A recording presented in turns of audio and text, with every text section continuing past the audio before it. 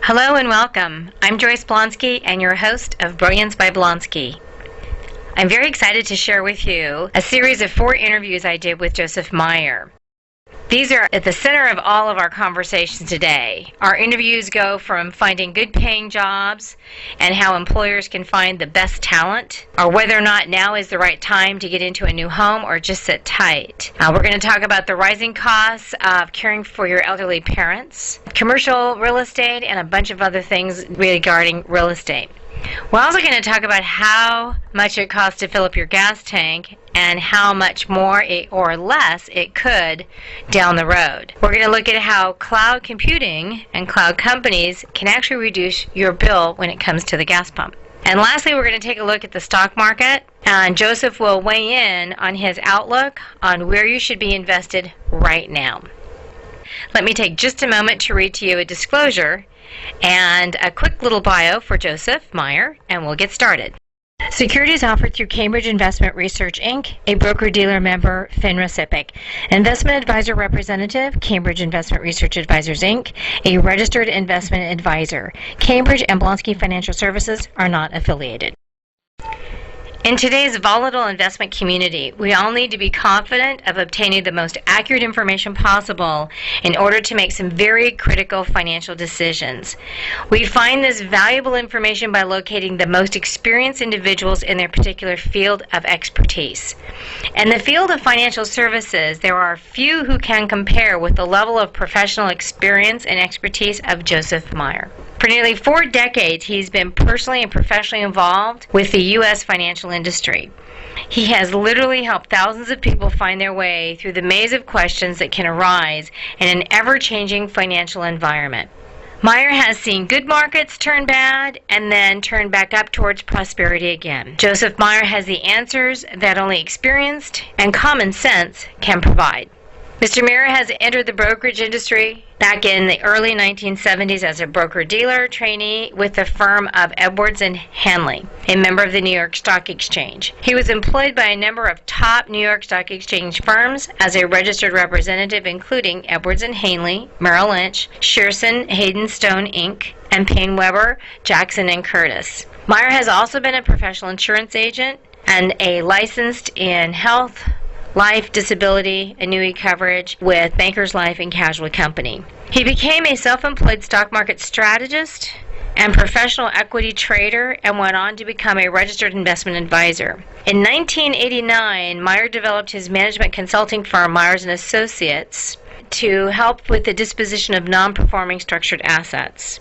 Meyer is an industry arbitrator with the National Association of Security Dealers and the New York Stock Exchange. I am so pleased to be able to bring Mr. Meyer to our audience today as we discuss a number of wonderful topics in a series of 4 interviews, from jobs to homes to gas and, of course, the stock market. So please join me in welcoming Mr. Meyer. You're listening to part 1 on jobs. So if you've been out of work or looking for key employees, this topic will be of interest for you. Jobs are on the mind of so many today. Either they're wondering if they're ever going to get reemployed because they've been on unemployment rolls, or unfortunately maybe they've fallen off, or they're worried about their employer downsizing. We just saw not that long ago where Yahoo cut back 2,000 jobs, which was 15% of their workforce, doing a restructuring. So, the government jobs and the public sector jobs, it's got everybody really nervous out there, and I was wondering what you see going forward on the job front. Well, I think when we speak with jobs, the economy on balance still remains flat, Joyce. And when I say that, I think when we take a look at the number of new jobs that we have to create every month to drop unemployment, and we also look at the number of people joining the unemployed rolls, we're basically looking at flat numbers. I think when we talk about different sectors of the country, certainly some are stronger than others. But I think when we talk about states with the highest unemployment, they would be Michigan, Nevada, Rhode Island, California, South Carolina. These would be states with the highest unemployment, and I think when we also look at states with the lowest unemployment, they would be North Dakota, Nebraska, South Dakota, Dakota, Montana, and Vermont. So do you think we should tell our listeners who are unemployed and are running on fumes with their savings account that they should borrow a camper and drive to South Dakota and get a job in the natural gas industry? Well, I think on balance, there's parts of the country that have certainly weathered the economic downturn better than others. And I think when you look at the sectors of the economy where we have very low unemployment, and we take a look at the statistics, we have unemployment in the 5 states that I mentioned with the lowest unemployment, all below 5%. And when we talk about the 5 states with the highest unemployment, we have them all above 12%. Yeah. So I think the economy on balance, I think the unemployment issue is a national one, and I think there are sectors within the economy in these states that continue to do well and have very low unemployment because of them. You know, it's really interesting. I was at a conference in San Francisco earlier this year. There's a company called Living Social, and they have like a deal of the day. And they had come up on stage and indicated that in the last 8 months, they've hired over 6,000 people, which I couldn't believe I heard that right. And they're on average hiring 150 new workers every month. And I look at those numbers and I think, I don't know what the sustainability of that is, but that is the cloud-based technology arena. And yet, at the same time, you see Yahoo laying off 2,000. So it's kind of a catch-22. You know, are they hiring in that sector? Aren't they hiring in that sector? You know, is the oil and gas sector hiring? You know, where are the jobs besides in the Dakotas and Nebraska? And that's great as long as it's not wintertime. Well, I think what we're starting to see now is a recognition in corporate America of something that I said over the years, and that's simply great business people are more valuable than great ideas. And I think we're starting to see companies take a hard look at the talent we have in the marketplace. I think we have extraordinary talent in the marketplace that's currently unemployed, underutilized. And I think at some point, certainly as we move forward, corporations are once again going to start taking a look at some awfully good people and putting them back to work. And you know, one of the fears that myself as being a small business, small entrepreneur, is my biggest fear is putting an ad in the paper and being overwhelmed with non-qualified people because they're so desperate they'll apply for everything and then literally getting buried in this avalanche of applications. So I know that there's qualified people out there. I'm worried, how do you find those qualified people, I mean, without getting yourself in a predicament where your work comes to a screeching halt because you're so inundated with those starving, fabulous, brilliant people? That scares small businesses. Well, I think it scares small businesses, and it certainly has a reason in which to do that. But America has 6 million active businesses. 90%, as you know, are small businesses. But I think when we talk about defining talent in the marketplace, and I think this is a key point that a lot of people overlook, you know, how do we define our talent? How do we define the talent that we're seeking to add to a small business? And I've come up with a very simple explanation of what I look at when I define talent. And that's simply, Joyce, it is anything we do consistently on an extraordinary level. And I always like to keep things very simple. And I think when we look at talent and we look at the marketplace, and certainly we look at the changes that are going on within the marketplace, I think we have to also look at, you know, what are our strengths versus our weakness and the expertise that we can bring to a given task. These are the things that currently I think we're overlooking. You know, I watched a segment a couple Sundays ago on one of the Sunday evening news shows where they had interviewed a veteran who'd come back, couldn't find a job, and this couple that runs buy used cars kind of a thing, ended up hiring this veteran, and we're just thrilled because he had that mindset of being a team player, and since then they've hired another one, and I actually sat there and I could see my husband welling up with emotion. He was just so, he was overtaken with the fact that, this poor guy come back, served in Iraq and Afghanistan and couldn't find a job, and I think to myself, my gosh, there's so many federal programs programs out there for small businesses to get as much as an $8,000 tax credit over a 2-year period by hiring either somebody who, is in a jobs program, a veteran. I know there's a lot of great talent out there.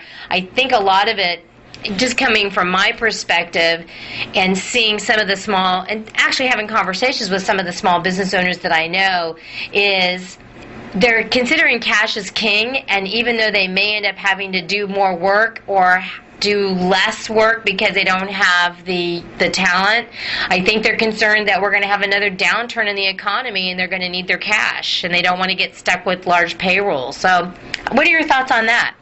Well, I think a lot of people in business right now are very concerned with the economic strength that we've witnessed here over the last year. Is it temporary? Is there a possibility that we enter recession? I can understand why small businesses are very reluctant to hire. Certainly sales are down, and the cost of certainly financing their inventories is going up. But I think when you look at the young entrepreneurs that we have and the young college graduates that are certainly entering the marketplace right now, we have an enormous amount of potential talent that I think can be brought to the marketplace. I think a lot of people on balance who've been unemployed now for a couple of years are at the point now where they fear failure. They fear the inability to come back into the marketplace and certainly make a meaningful contribution. But, I've also said over the years, the definition of failure, and my definition of that I always, again, try to keep simple, and my definition is the definition of failure. It's a process that takes you one step closer to succeeding, and I think we all lose sight of that. Yeah, just look at some of the wonderful inventions, how many times they have to fail before they actually get it right that one specific time. So, unfortunately, I don't know how well the college graduates, what their perseverance level is, because a lot of it is patience and perseverance. Well, I agree. I think this is an unprecedented time. Certainly this is the toughest job market I've ever seen in my career, and people I've spoken to who've certainly been around longer than I have are telling me this is the worst job market since the Great Depression. But I do think there's opportunity in the marketplace. I think it comes down to talent. I think it comes down to the ability to contribute to the bottom line. And I think if you are extraordinarily talented, I think there's a job for you in the marketplace.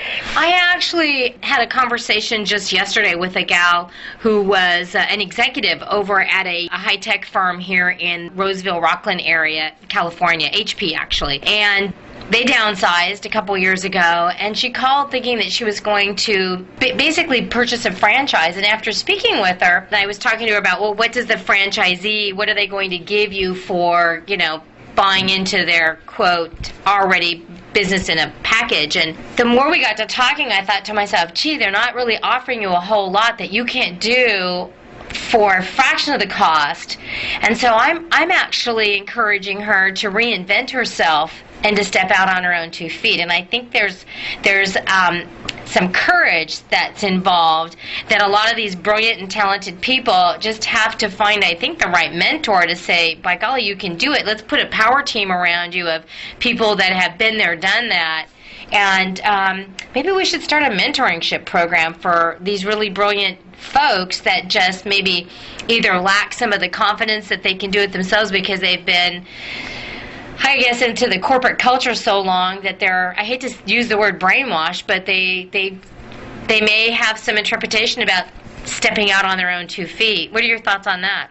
Well, I've had people ask me over the years why I never feared failure, and my answer to that is because if I never tried something, I could never succeed at it anyway. Oh, spectacular answer. Yeah, I'm totally with that, 100%. So, for those people that are out there that have been unemployed or part-time, which would be underemployed, what would be your parting words for those that have been either unemployed or underemployed for a year or longer?